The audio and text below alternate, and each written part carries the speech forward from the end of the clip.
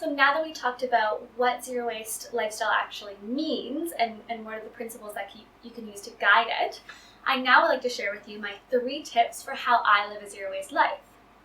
So for the first tip, produce in bulk bags have revolutionized my life and made it so much easier to be zero waste. So this would be a produce or bulk bag. I use them for both. It can also be made out of cloth or whatever material. You can actually make your own. I know some friends that make their own from like old t-shirts and stuff like that.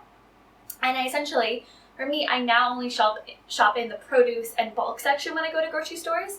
And then when I'm in the produce section, I'll basically just, if I want to get Brussels sprouts or mushrooms, I'll be able to just fill up these bulk bags with that, and then they'll weigh it at the checkout counter. Or same with if I want produce, or if I want bulk food like rice or any sort of grains or nuts, I can just go in the bulk bins and basically just like fill up this bag with what I need. And so I don't actually need to get those like single-use plastic bags.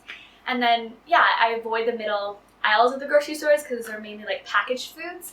And I really like this because it fulfills multiple goals of mine. Like my other goal is to eat healthier and to avoid processed foods. So by living a zero waste life, I can also avoid packaging because there's often excessive packaging that goes along with these processed foods.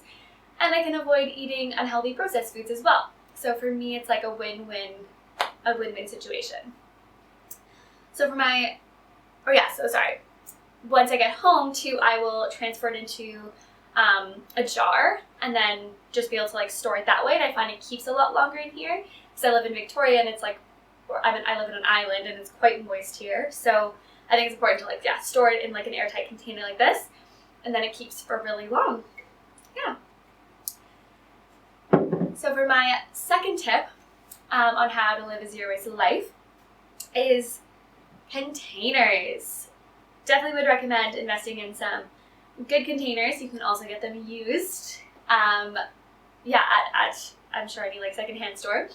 But now with the pandemic, it's harder to go to restaurants, as we know, and like sit in and dine in that way. And so it's often we want to get things to go.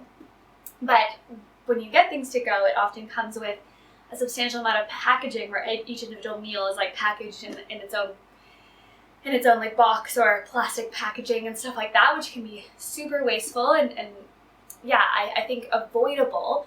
And the way that I've avoided it is by basically I called up my favorite restaurants and asked them, and I was like, hey, like if I bring my container in and when my food's ready, will you just fill this up for me? And a lot of them were like, yeah, we'll do that, no problem. So I got a lot of receptivity from that, which I really, really am grateful for. And I really like to emphasize to them that I'm so grateful for them doing this and even asking the question of like, will you put this in my own container? Or I'm trying to avoid using packaging. It also like notifies them that consumers want this. And it's true. I think a lot of people now are looking at businesses and wanting to find those businesses that are more environmentally friendly and supporting those. So it kind of like lets them know that this is like there's a demand for this kind of responsible organizational behavior, and it kind of is a recommendation for them to like start thinking about this, about their packaging that they use in their store and the waste that they use. So I think it's like a win-win situation to be able to like ask these places to kind of accommodate these things, because it could inspire them. So reusable container, so helpful. Also, I had someone ask me about meat and dairy products, right? Because often those things are in packaging when you're in grocery stores. But what I found is that I will actually bring my container like into the butcher shop. I don't often eat meat or dairy. I do eat it probably like once a week.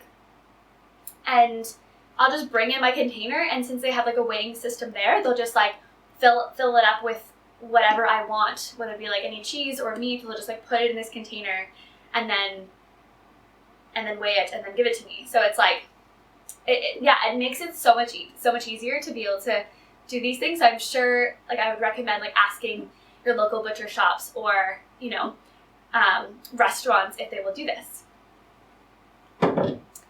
So my third tip may be an obvious one, but I hugely recommend using to-go coffee mugs. And yeah, it's so handy. I find, yeah, with the pandemic, it has been more challenging. I know people are concerned about like spreading the virus through, like transmitting it through like my hands touching this, and then it may be contaminating the workers that work at these coffee shops. But what I've kind of asked is that they just like pour it in. They don't even have to touch my mug. They can just like pour it in. And a lot of coffee shops have been like really receptive to this and really open to this as well, because they also like understand that why not avoid using the waste. And also with coffee cups, they're particularly not environmentally friendly in the sense that it's not paper, it's actually like lined with plastic, and so this like lining makes it so hard to actually be recycled.